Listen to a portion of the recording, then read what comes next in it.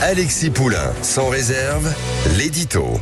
Alors vous avez tous entendu le ministre de l'économie Bruno Le Maire demandant des économies, demandant même à chacun de faire des efforts, de trouver des idées astucieuses pour essayer de sauver le budget, déficit énorme. On va en parler dans un instant avec notre invité. Et il cherchait des idées et pourtant on apprend qu'il y a une création d'un nouveau comité Théodule. Et figurez-vous que c'est Roselyne Bachelot qui a été nommée le 18 mars dernier présidente du comité d'histoire des administrations chargées de la santé.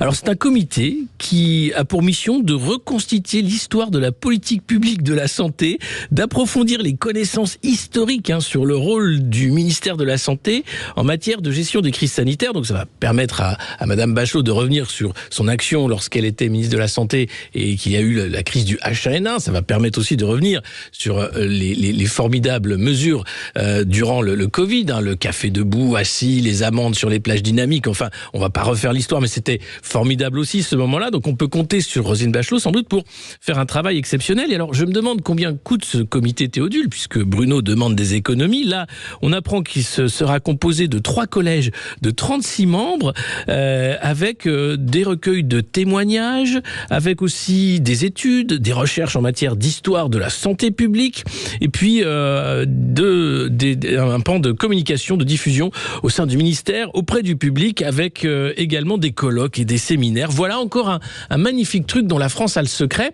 D'ailleurs, figurez-vous que les sénateurs vont se pencher sur le Haut Commissariat au Plan. Ils se demandent à quoi sert le commissaire au Plan, François Bayrou. Est-ce que depuis que ce Haut Commissariat au Plan existe, ça a servi à quelque chose? Le CNR également, le Conseil national de la refondation, voulu par Emmanuel Macron, ce truc qui a été arrêté en rase campagne après quelques meetings. Personne ne sait non plus à quoi ça sert. Enfin, si Bruno Le Maire cherche des idées, il y a de quoi faire. Et concernant les nouvelles fonctions de Roselyne Bachelot, c'est vrai qu'elle a été ministre de la Santé, mais aussi ministre de la Culture, mais on l'oublie un peu, elle est aussi actrice, comédienne et humoriste. Elle a vraiment toutes les compétences.